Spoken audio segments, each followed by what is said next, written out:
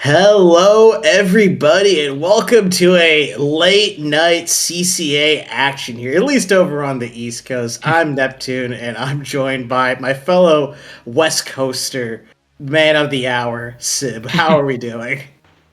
I'm doing good, Nep2ne. Happy to be here on this fine evening. And also just super stoked to get to commentate with you again. When was the last time we commentated? Was it back in when you visited SoCali? Yes, I did go to the West Coast as an East Coaster. Who would have thought? But Oh, enough of tonight of that. Let's talk about these two schools: Axion Splatters, University of Alberta versus Idaho Varsity, University of Idaho. Here, so for a little bit of context for between these two teams, Idaho is currently 2-0. They've won both their sets 4-0, so we got quite a bit of potential there as well. And then Axion is currently 1-1. They beat Long Beach White 4-0 during that week, but they did lose to Niner Esports Green Team, who was a quite the formidable foe that we saw last time on stream. But yeah, Sib, anything else you want to add here? looking at the context here, from what I see, some of the takeaways that I saw from according to the University of Idaho is they are looking to maintain their lossless record and walk into week 4 with a 3-0. And their only competition that they are really prepping for or getting ready is Niner Esports Green Team, who hasn't dropped a set yet. They haven't dropped a set yet. Okay, so there's a little bit of a record on the line here.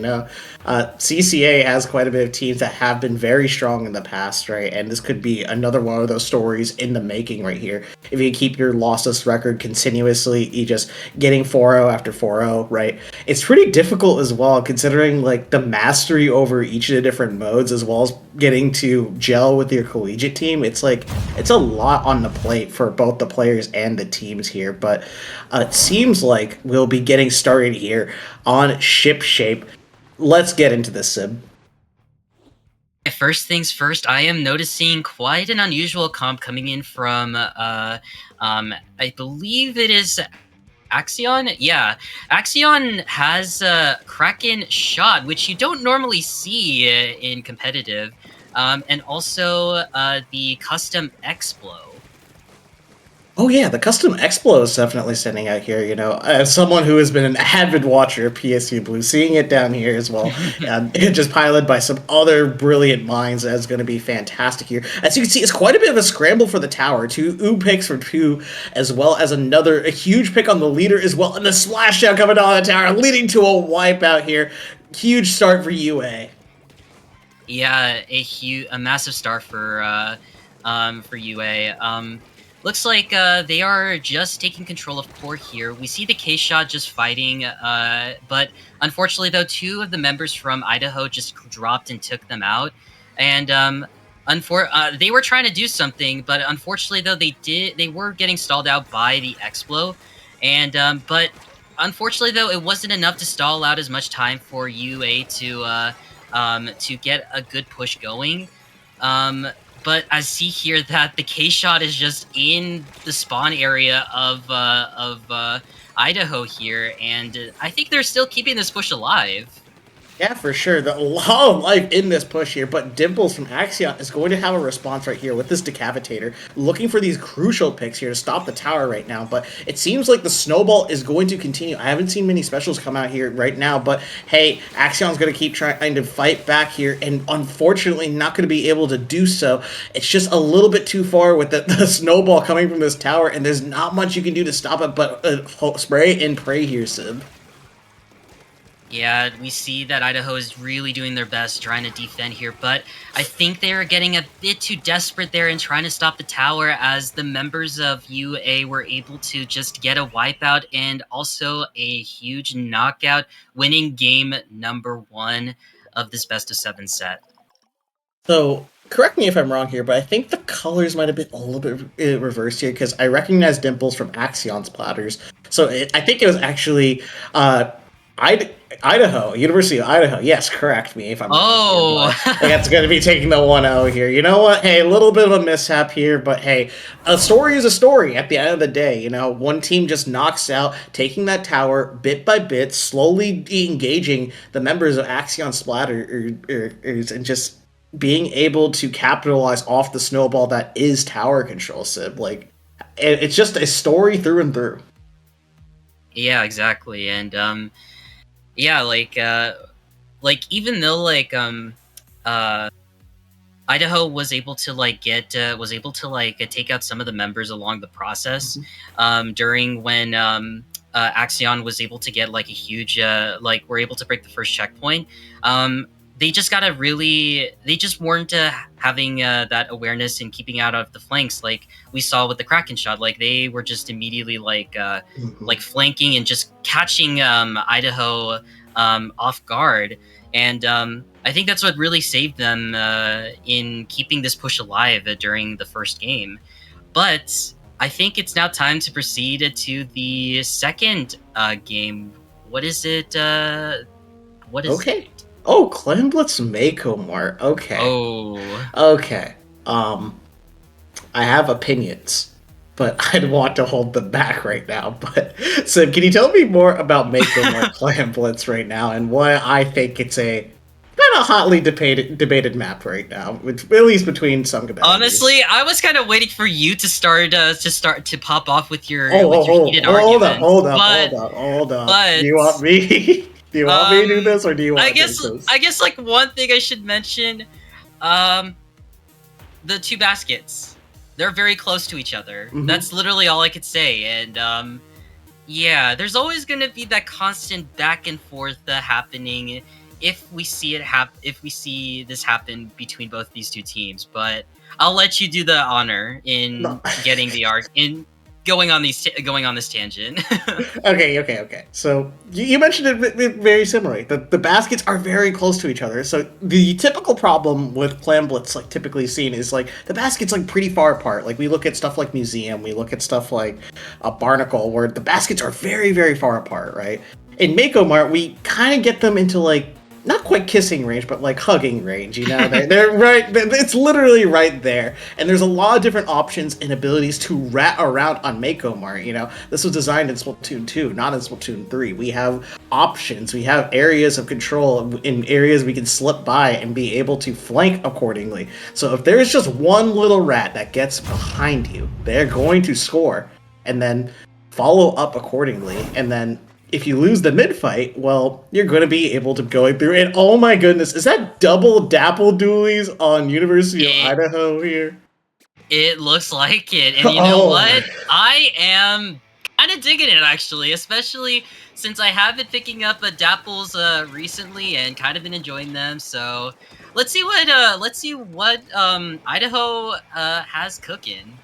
Okay, there is a lot of cooks in this kitchen right now, but hey, 1-for-1, splat for splat. It seems like Axion Splatters is getting the early advantage here. It seems like the double dapple pick is mainly trying to find ways to flank around, but these flanks are getting snuffed out accordingly. We have multiple specials coming out online. That crab take getting a huge pick on that expo, but you gotta watch out for these dapple dualies behind Sim. Yeah, we see the K-Shot trying to take out the crab, but the splash was able to come out victorious in winning the 1v1, and now it looks like Axion are just kind of just staying around mid, just defending, keeping an eye out on any of the flanks, which is very going to be crucial for them, because from what I could tell, it seems like Idaho is going to go for a bit of a rush dive heavy kind of comp, but yeah, and so far they're doing a really good job just keeping an eye out on anyone that's flanking. But it seems like Idaho does have the upper advantage here. But as I say that, commentator's cursed. We see all the specials being thrown at from Axion. Yeah, for sure. Yo, Kitty has hit some amazing shots a couple of times here, but the pressure is on as well. So I do imagine that E-Leader is going to be able to do a lot of pressure if they set up, but no, recognizing that in the woods, going to go into the Kraken here and look for a way forward here, spotting that at Leader as well as opening up a lot of space and allowing their team to particularly score, but no, the ball got shut down. We do see the K-Shot trying to flank and was able to get a pick on the E-leader. Very huge, but it's still not enough here. But by the looks of it, it seems like the members of Idaho are still holding very strong here. But I guess as I say that, uh, it seems like things are cutting out on my end. But can you go ahead and tell me what you see here, Nep?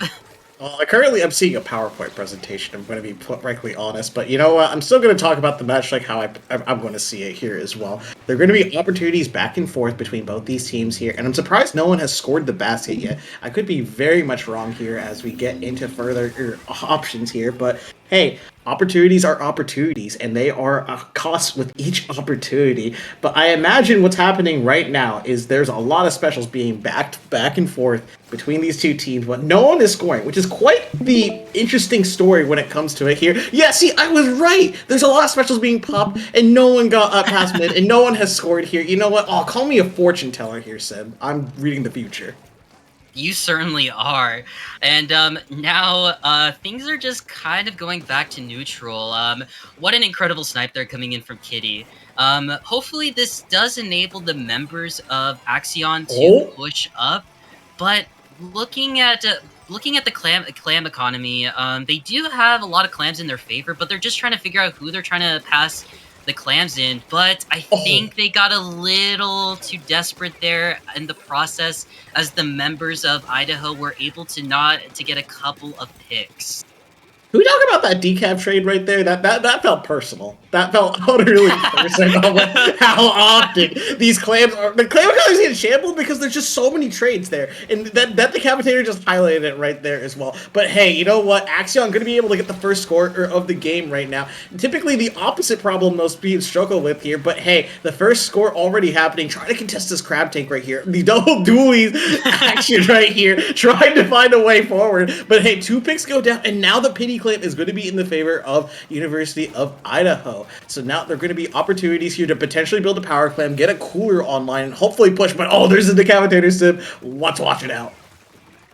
Yeah, we did see that a couple of the members of Idaho were trying to take out the decaf, but I think they're just focusing way too heavily on it, which is definitely not the best strat, especially since you gotta watch out for anyone that is going to come in from mid and rush you down, and that's what I believe Axion did, but I don't know. I think things are just kind of, again, just being back to neutral here. Like, I feel like they're not even paying attention to trying to get clams in the basket. I feel like they're just going in for kills. That's my take. Okay.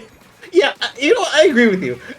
I saw just the tragedy of trying to pass that power clam to your Explo, but unfortunately your Explo is down, and now it's going to be overtime. We've been playing TDM for over 5 minutes now, and trying to find a way to that basket really quickly, but you're going to have to go all the way across the map, but you're highlighted by the commentator by carrying that power clam, so you have to find a way forward here. A splashdown comes in to be able to splat it, but it's just not going to be enough here, Sid.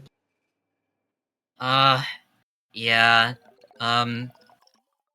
that was definitely, I could tell that, that Idaho is definitely having a hard time during this entire game. Like, even though they got the picks, I think they're really just kind of getting too desperate in certain with certain kills, especially since like they do have like very short ranged weapons. Like the only long range weapon in the group is probably the Explo, and even with that, I feel like it's not enough for it to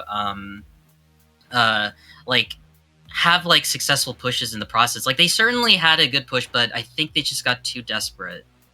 And yeah, for sure. Yeah.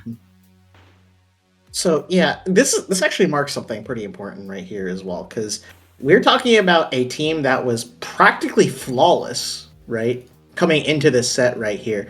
And now the score is 1-1 here, Sim. So now this perfect record, or like the expectation is now shattered.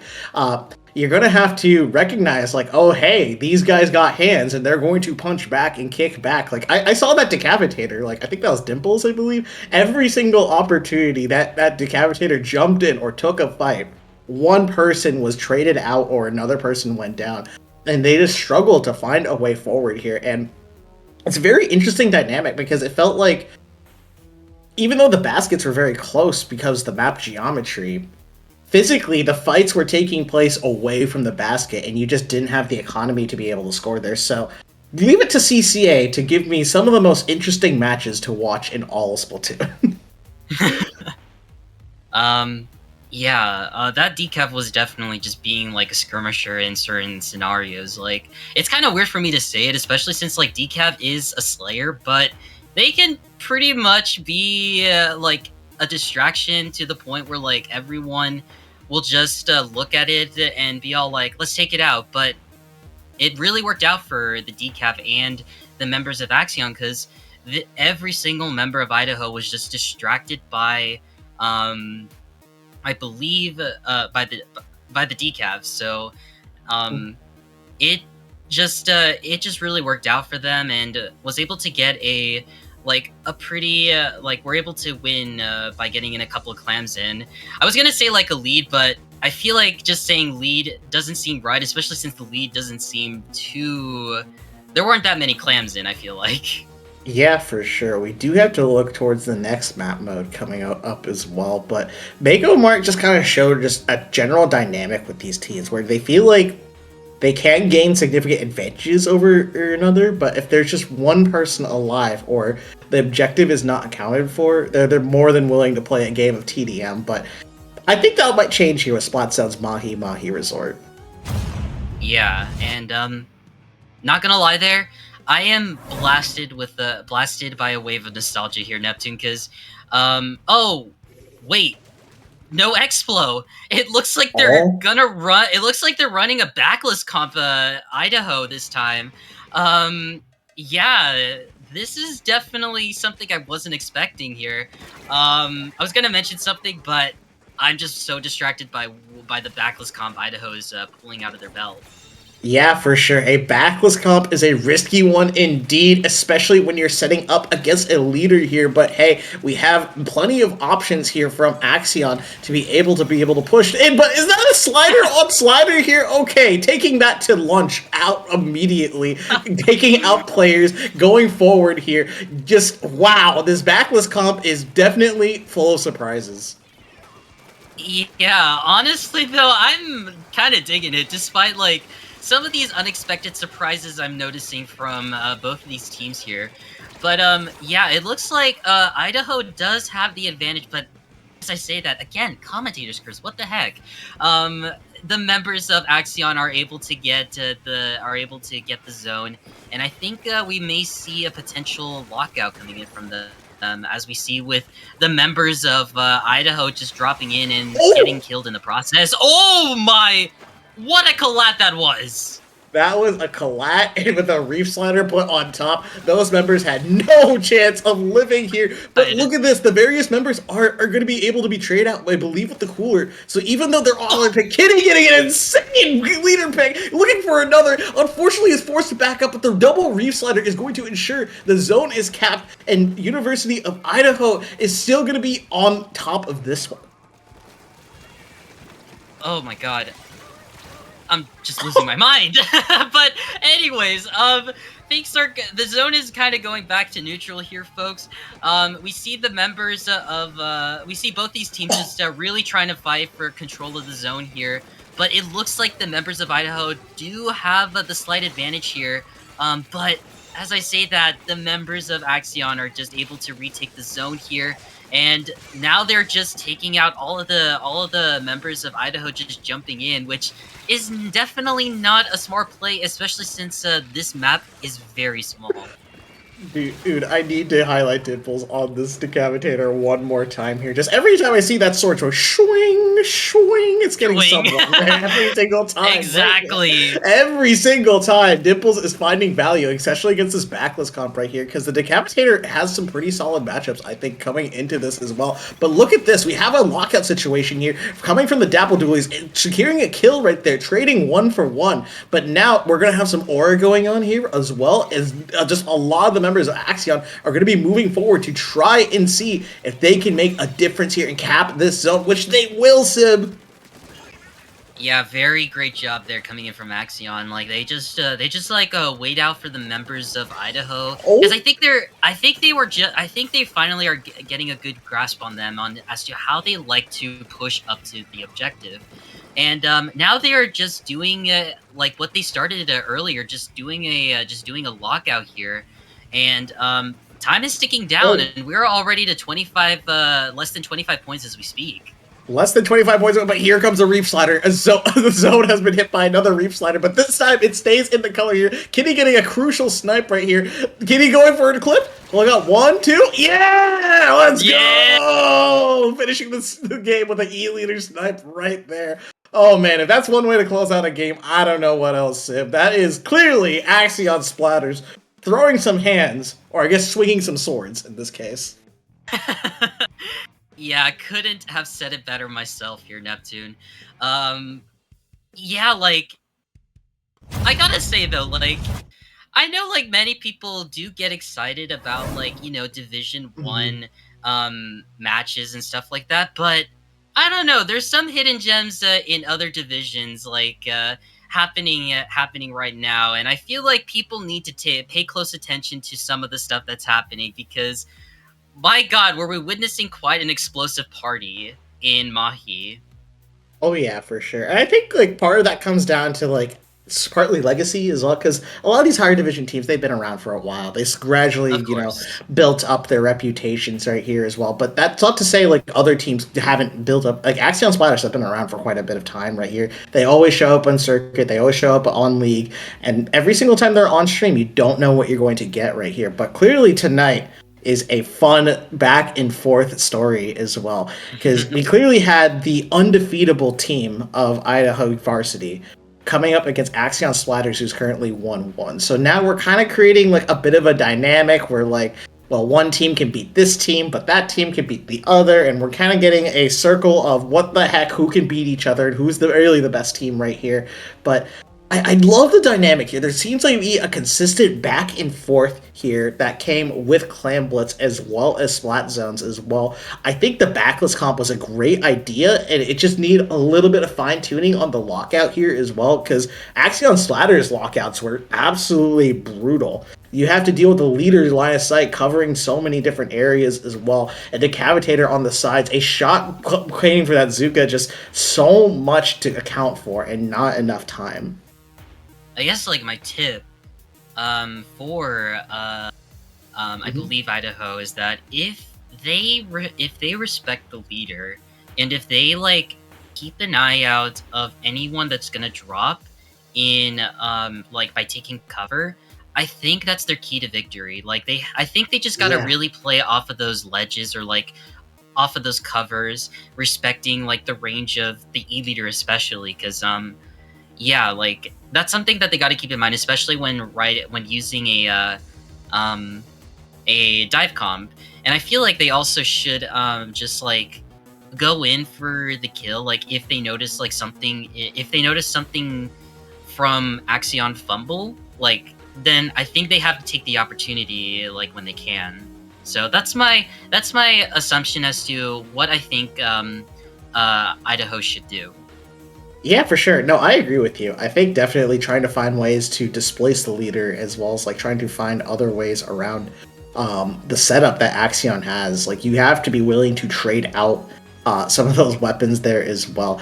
And here's the thing, Axion has a slew of players here as well. I'm noticing as well this like we have quite a bit of talent here, just being able to swap out and sub in the folks as necessary here as well. But something that's coming out here, at least for me, is it's going to be a Humpback Rainmaker. Humpback Rainmaker with a leader in 2026. Okay, someone's gonna swap, right? If the leader sticks to their leader, I could see it potentially doing something, but like on a map as rigid or as shapely as Humpback. There's hills for days, like it's Green Hill Zone out here, like Sonic. But you know what? I don't know, Sim. Do you want to talk a bit more about the map mode? I feel like you've seen it, you love it, but you also have to be aware of some of the aspects about Humpback. Yeah, I mean, like, even though Kitty has been rocking the E leader, hopefully they are aware of how much of a struggle E-leader players deal with in Rainmaker Humpback, especially because I feel like everything just feels open, if I'm not mistaken. So, like, yeah, and well, Ooh. it looks like Kitty is out here just balling it. So honestly, I like to see where this will go. Yeah, for sure. I think an immediate pick already off the bat right here, but it's going to be a bit of a struggle for the leader to set up because there's just too many areas to clear and not enough time. I imagine what we're going to have to do is have the leader pick up the Rainmaker so they're able to, how do I say it, set up their members. But no, it's going to be the Splash taking it out and taking down the Kraken shot as well, looking for a way forward here. The first checkpoint falls in 30 seconds here, Sid. My goodness, already off to a great start and an amazing double coming in from the K shot here. This does put, again, Axion at a really good advantage here, but we see the Reslider coming in, able to get 2 picks. Amazing. I think the one thing that Axion does need to be careful is Templaro's Dapple Duelies, because I feel like Dapple Duelies in general just thrive in Humpback Rainmaker, because it is very open, but it also gives a lot of cover and just gives that element of surprise, like, hello there, but I noticed that one of the members just immediately rushed in with the Rainmaker, going down to 24 points remaining. Yeah, for sure. Quite the sneak there. All the action was happening in mid, but unfortunately going down to that bomb right there. I see the other member right here trying to fight for this Rainmaker really quickly, but doesn't seem like they're going to do it. There's a Kraken in mid. All the gates have been open right here. Now it's going to be seeing if University of Idaho has a response, which they do. Reef Slider comes out, another pick goes down. Jai is stuck, stranded for their life, and now the first checkpoint looks to be all theirs, Sid. Yeah, that is gonna be, this wipeout might be very huge for Idaho, because now they are just immediately in Axion's faces right now. All they gotta do is just try to flip the lead. Will they able to? They are! And an incredible Reef Slider to keep the Rainmaker pushing in and get a knockout. My goodness, what a crazy turnaround this game was. Okay, this feels like me going to like work but making a wrong turn, but like quickly course correcting to get back on the route right there. And that's exactly what the Idaho Varsity did. Exactly that. Honestly, that's a really good analogy right there. Like, I think just the way I feel like just how you said it, I feel like that is the perfect way to describe what that game was. Yep. But yeah, now both teams are neck and neck. Are we going to see a Game 7? I don't know. Only time will tell. Honestly, I am hoping for a Game of 7 because that would be kind of dope. But yeah, from what I could tell, it seems like I am definitely noticing some of which mode is a strength for each of these teams. Like, I'm noticing that it seems like Clam Blitz, or I think Tower and Rainmaker might be, I believe, Idaho's biggest strength, while Axion in Clam Blitz and Zones, I feel like they feel pretty strong about that too, but I don't know. What do you think? Okay, yeah, I can definitely see it because I see Idaho Varsity just being very confident with the way they play the objective in Tower Control and Rainmaker, because it's very easy to track, like, where do we need to go? We need to go towards the tower. We need to go towards the Rainmaker fish, right? And where do we need this objective to go? So they push forward and get the picks accordingly to find that here as well. And we are going to be going back to tower control here as well. So this is going to be something that's going to be a bit scary if you're Axion, because you previously lost the first tower control game. It snowballed out of control, and there was just not much you can do here. But I do think the way forward on Undertow is going to be just carefully choosing your engagements right here. You got 2 lanes, you know, you're driving to work again.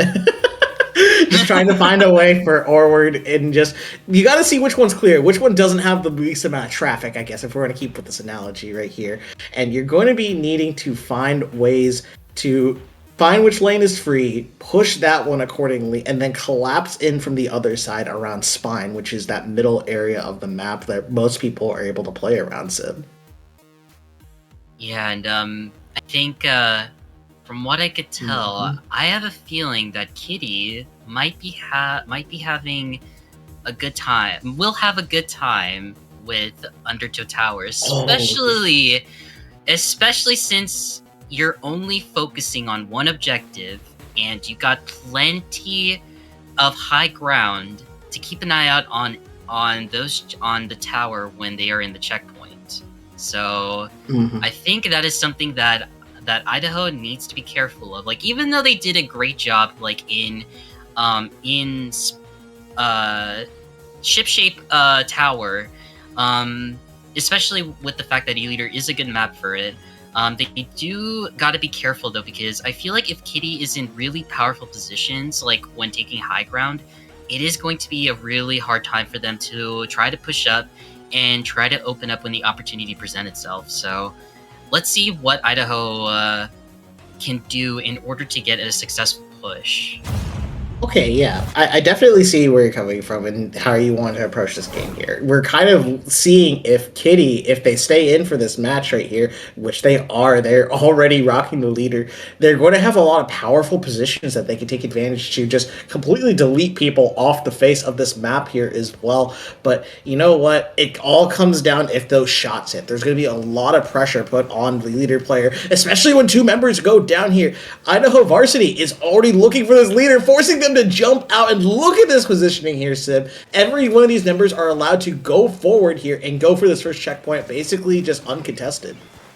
What a very effective push there from Idaho. Like, I think they might have read my mind. Maybe I'm also on the same level as you when it comes to fortune telling, Nep2ne. But anyways, yeah, so far things are going pretty good in Idaho's favor. We see the K shot, I believe, trying to get... Wait, I think that was the shot. My bad. I always keep mixing those up. But anyways, we see the shot trying to take out the Explode, but the Explode did use the triple splashdown to take it out in the process. And now things are kind of going back to neutral, but this is in the favor of Idaho here.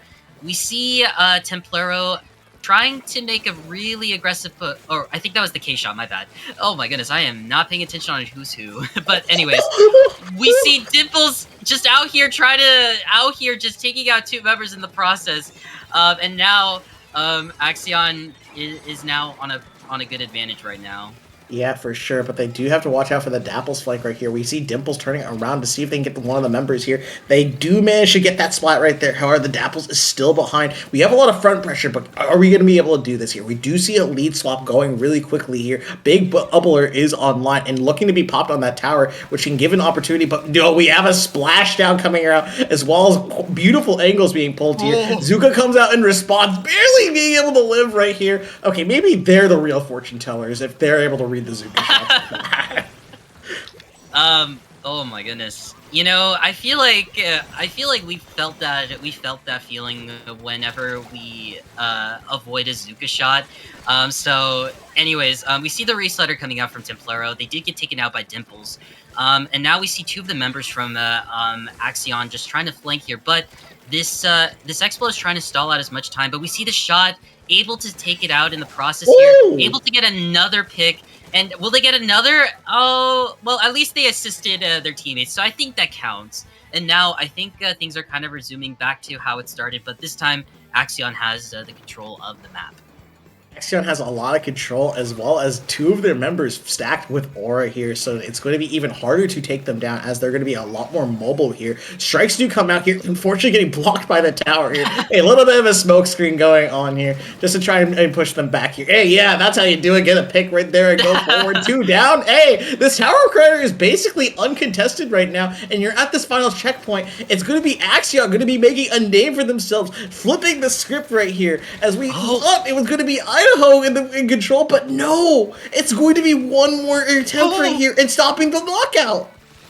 Oh my god, I'm kind of getting secondhand anxiety right here, because, like, there's just so many close calls happening left and right. Like, we saw the Zuka shots and so many dodging shots here, but Kitty we see Kitty able to get a perfect snipe there, and this does enable, I believe, Aspen to get the pick on one of the members from Idaho here, and they are... This is what I said.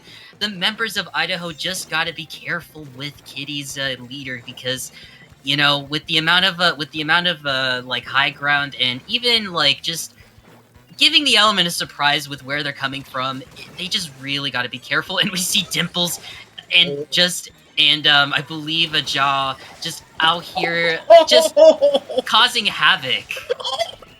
Oh my god! That was disgusting with that Zuka. Shot around the one, bang, that guy's dead. Shoot another one, bang, that guy's dead here. It's the Wild West out here as just wait, is Axion like wait, hold up.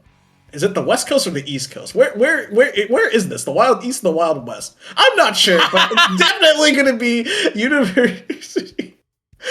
I mean, from I don't know if this is just if this is my geographical assumption, but I believe Axion is from Alberta, so that might mean where they are. I feel like there's a lot of like cowboy action from what I've seen or from what I've heard, so we can automatically assume that they're from the Wild West.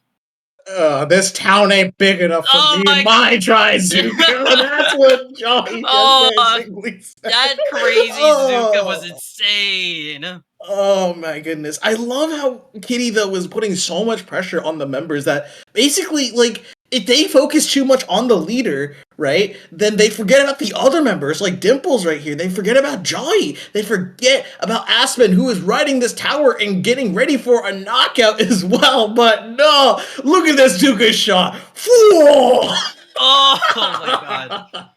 I feel like the more we look at it on replay so many times, I feel like it's definitely gonna hit hard to many people. So we're sorry to anyone that sort of felt that punch. But I know Nep2ne coming as a shot player. I know where you're coming from. I feel like I could see you and Jolly having that father and son relationship, you know, because you're just like, I'm so proud of you. That is my son right there. I'm so proud of you. Listen, I have too many kids here in the CCA, and I can't be adopting more. I'm sorry, Jolly. I can't. The family's too large. I need to get the grocery bills too large, too. I can only cook so much here on the mic. But you know what? What's more important than any grocery bill at this point is we're on match point. It's currently 3-2. I didn't realize. From Axion Splatters, and it's gonna be Clam Blitz here. Oh my god. Okay. Save my children, Sim. Save them. Go. Okay. I'll do it. I'll be in charge of babysitting them. Anyways, right now we are seeing. Okay, right now, first of all, we're doing umami clams. It's very similar a lot to Mako, I feel like, because, you know, with the zones being super close to each other, although not entirely.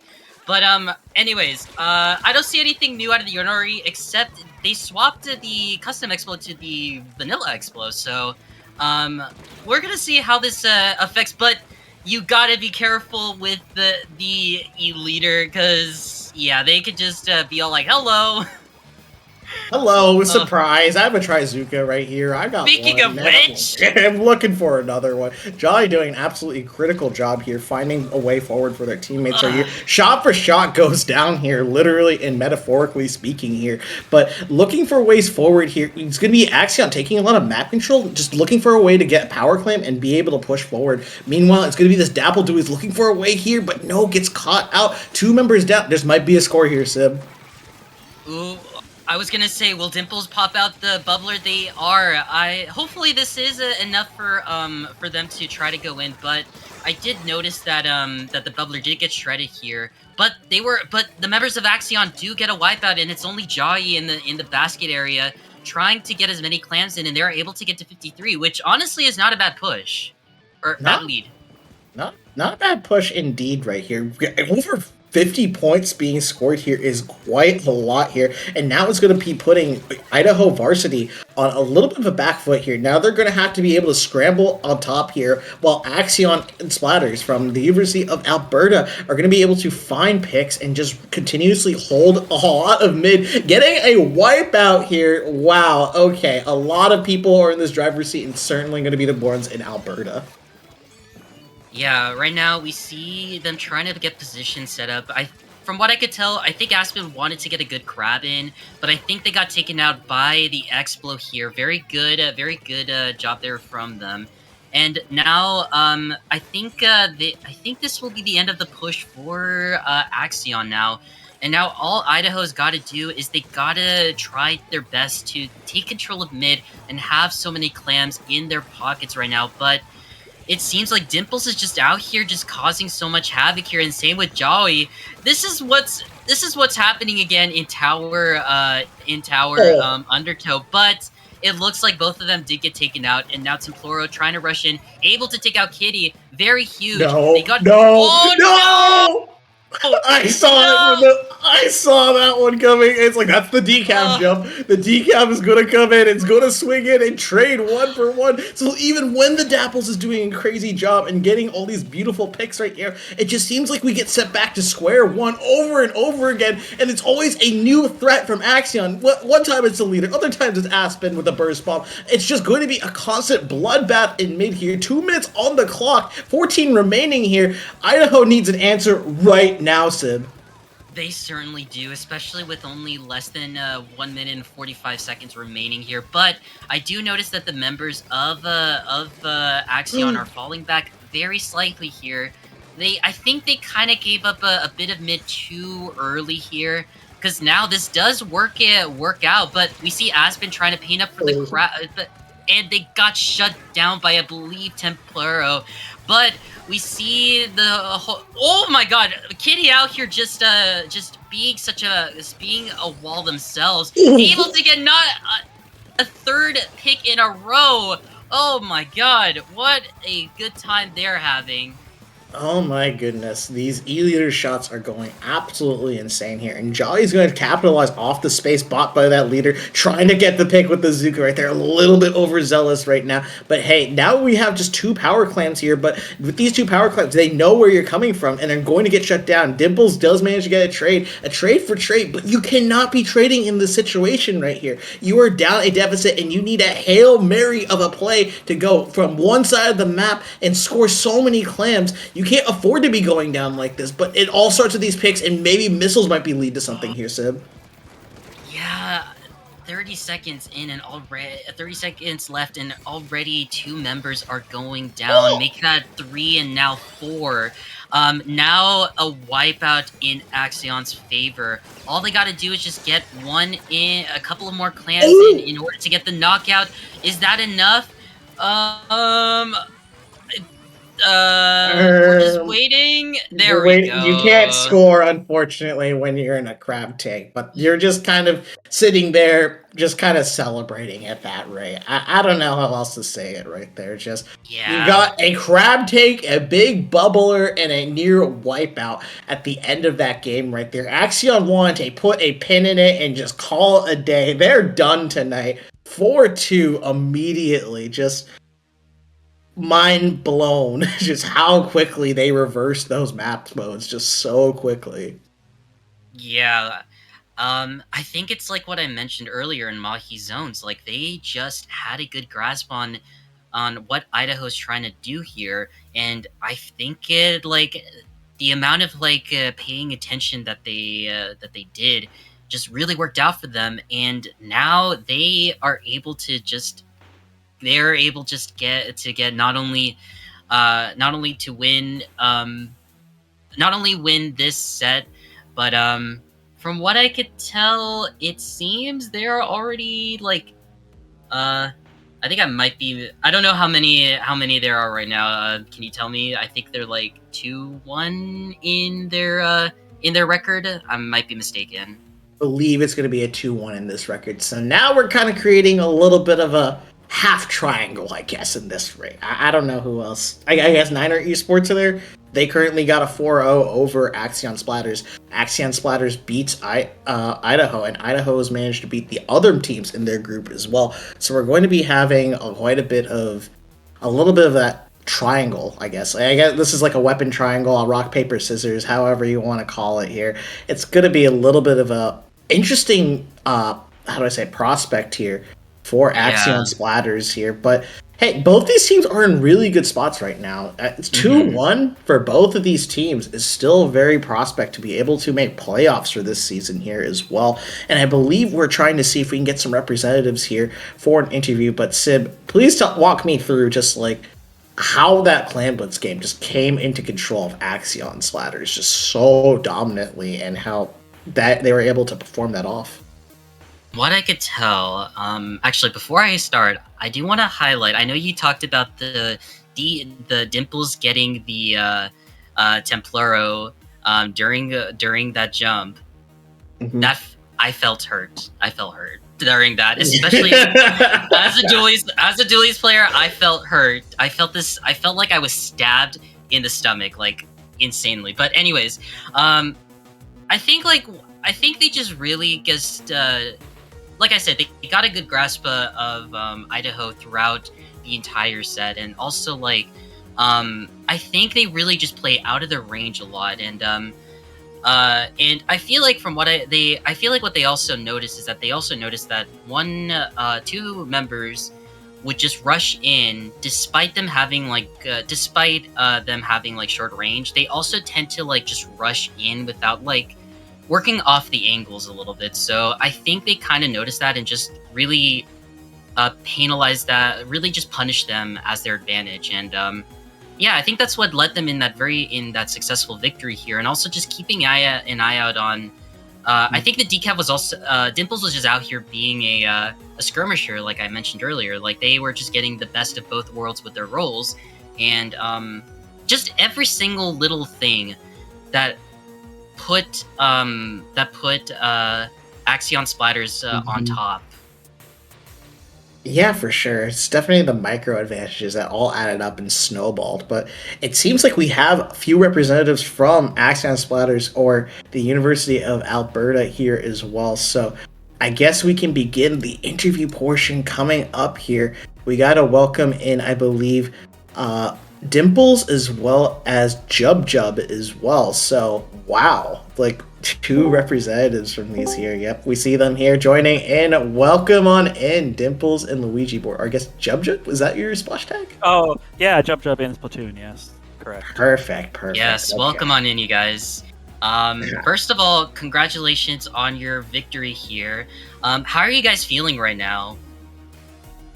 Pretty excited. A little shaky actually. Hard to, we had a couple of close matches there at the beginning where they got a couple W's, and we were a little nervous. That's very much understandable. That felt understandable. Very much understandable. Like they had a lot of the ship shape game at first kind of sent a message when they quickly snowballed out here as well. But then you had that neck and neck Mako Clan Blitz game. What was kind of going through your mind through a sec? Can you one of you two just walk me through what was going on between each games and the mindset was how it slowly shifted into your favor and how you basically won the set at the end of the day? Yeah, I mean after the first game, we realized that we completely forgot about the triple splash and it just kept getting us. So then for the next few games, we just focused on calling out the splashdown, and then we slowly started to become aware. We started dodging it, and then we caught up, and then we got our groove and started winning the last few games, basically. But it was still scary the whole way through. Okay, so I guess I had to ask you, if I had to ask you this one question right here, what was the scariest thing? We mentioned the splashdown earlier, but who would you say was the main threat? Who was code red alert? Everyone focus, drop what you're doing. We need to deal with this guy now, right? Was there any particular player that stood out, or was it just the entire team as a whole? I think it was absolutely split between, like, me as a frontline, I had to deal with the X-Blosher a lot. But our backline, Kitty was really struggling with, I believe, Templero running them down. And, like, they just kept complaining that they kept getting chased. So I think those two are the main threats. Okay, yeah. That was for sure a lot on the stream cam here, Sib. Do you want to add more comments? I guess, like, from both of your guys' perspectives, like, what was a particular moment that stood out to you the most when you guys were doing your games? Like, what was one moment that made you like, oh my gosh, I got like a crazy thing or something? Like, what was something that stood out to you the most between the both of you? I mean, I think it was that, I guess it was the first clams. That was kind of like a slow burn for Axion. And we were watching, and like everybody kind of had like 3 clams at all times, but nobody had 8. And a lot of the time we were like, guys, grab the clams, grab the clams. Which is, like, totally like backseating, and it's easy to say when you're watching, but like it was just funny because the whole time we were like worried, like we were right on the precipice. You know, it was like, which way is this gonna go? And of course, we were happy it went our way, but it was a bit of a stressful watch. Yeah, for sure. From watching Mako Clans, because typically Mako Clans is a lot more high-scoring Clan Blitz game, right? Because the map is a lot more closer. You have the baskets a lot closer to each other. You're just basically one fight away.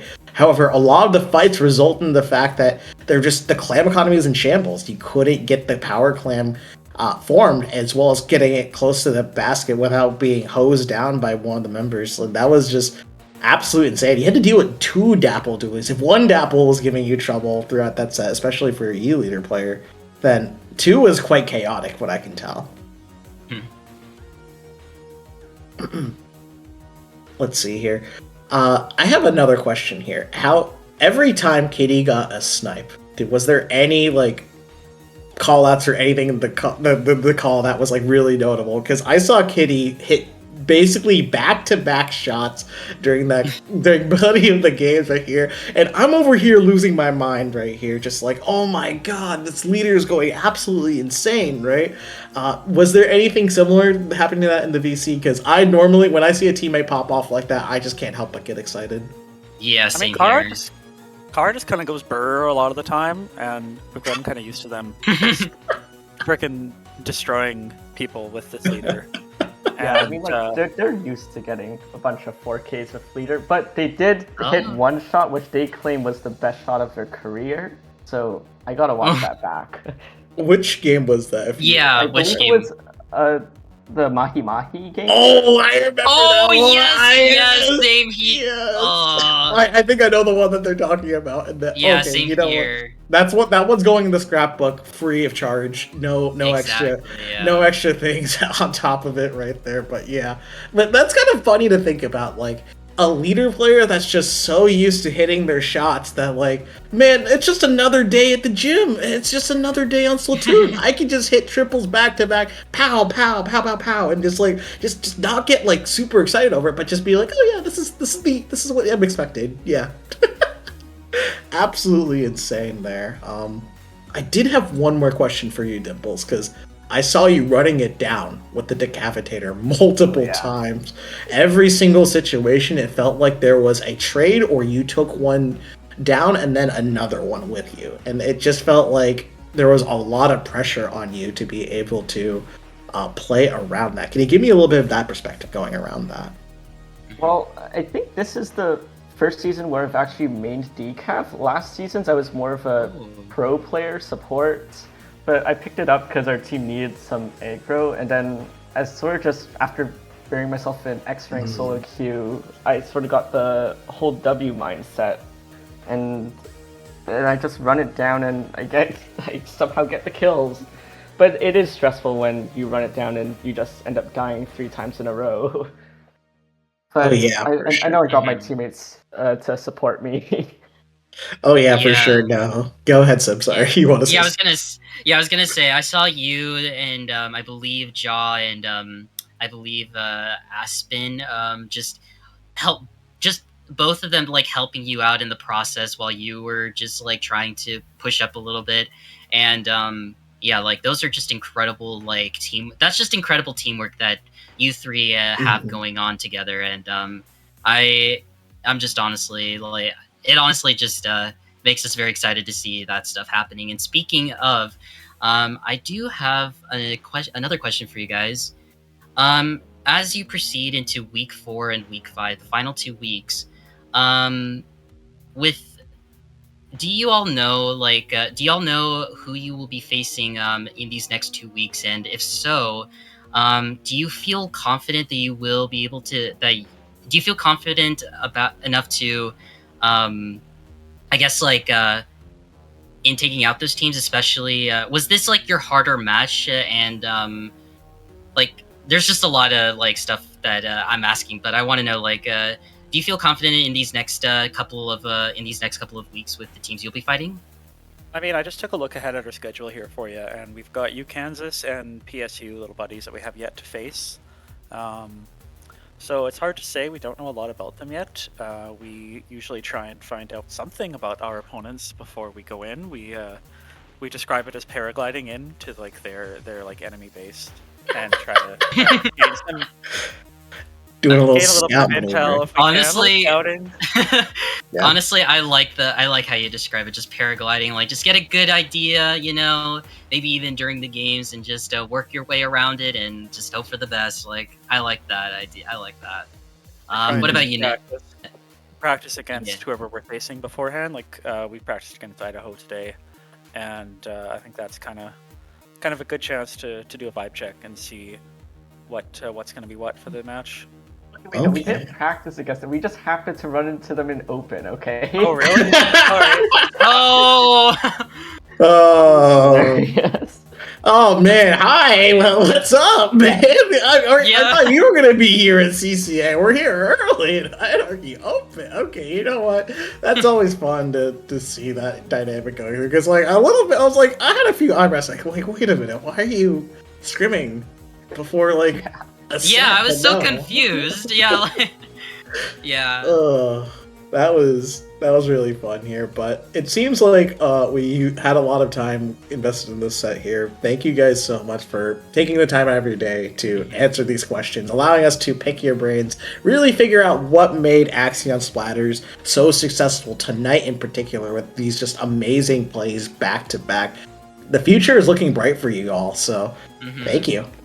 Yeah, of course, we've been really invested in our practice and our comps and what have you this season. So yeah, we're hoping for the best too.